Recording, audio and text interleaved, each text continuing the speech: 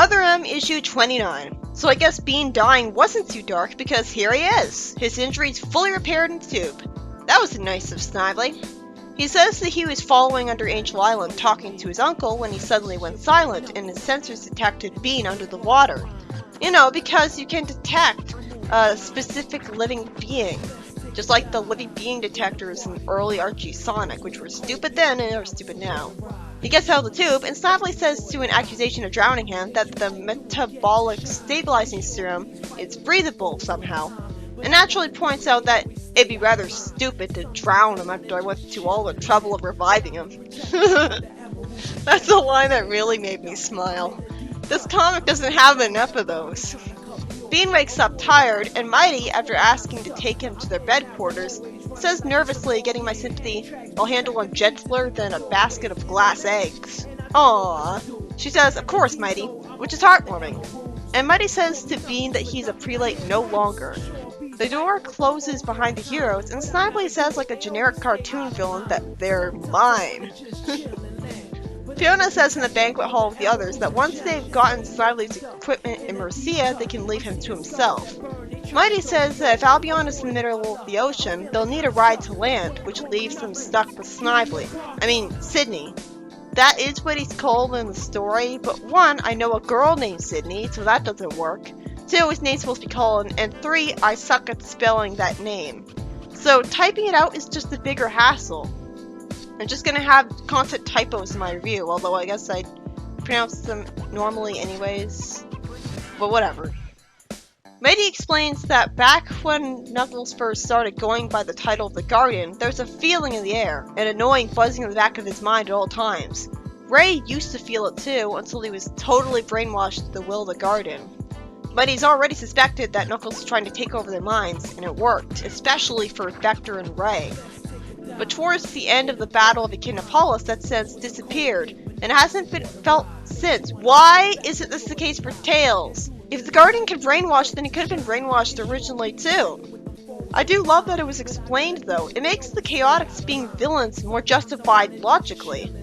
But this should have been explained a lot sooner, rather than making the Chaotix being villains potentially feel off. Sonic says, trying to joke around glumly, Captain on the bridge, while saluting him. And Bean, who, oh right, has both his eyes now, says happily, hardly. Good to see you again, Sonic. Makes sense. Snively healed all his injuries, which would include both his eyes. You hear that, Jules? I guess the roboticization works more logically in the zone. Bean is surprisingly nice to say that it's nice to see new friends, forgiving Mighty really easily. Now I'm worried that Snively reprogrammed him to say that, but I really wouldn't mind that in this case. He's a better person. Bean says that Bunny's filled him in on everything he missed, and he's very proud of all of them. He says that they can't bring Bark back too, not because, you know, he was crushed under a mountain with no body to find, but because he's been dead too long, and he's inexplicably not sure if being brought back was a good idea.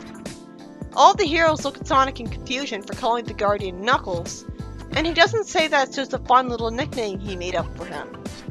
Also, he blatantly called Knuckles Knuckles in front of Bean and Predator Hawk, and they didn't question it then, and they never questioned it after. Bean says that if it is the Guardian leading the forces against Albion, then they'll finish the job they started years ago, and to Sonic's joy, he'll do it without civilian casualties. I agree, Sonic. Now you're talking. This issue was by Ian Flynn, and was about the revelation that Snively's gift to get the heroes on his side was that he resurrected Bean by roboticizing and then de-roboticizing him. Brilliant! It's heartwarming seeing that this is sort of what Uncle Chuck invented roboticization for in the first place, and it's finally being used as originally intended, and by Snively at that.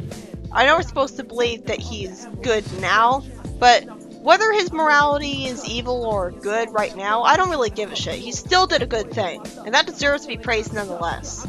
Not to mention, Bean must be pretty happy at getting his eye back, and undisfigured in general, though he's not saying anything about it.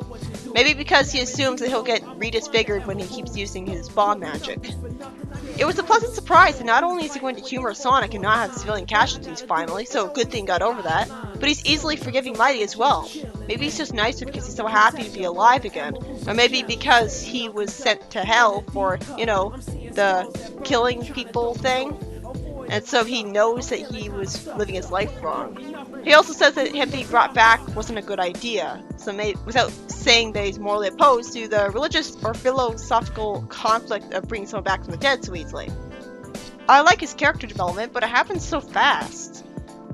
And after the king reclaimed his kingdom, the comic really got good, if only because it stopped having major violence. So it really is a shame that the next issue is going to be the last one.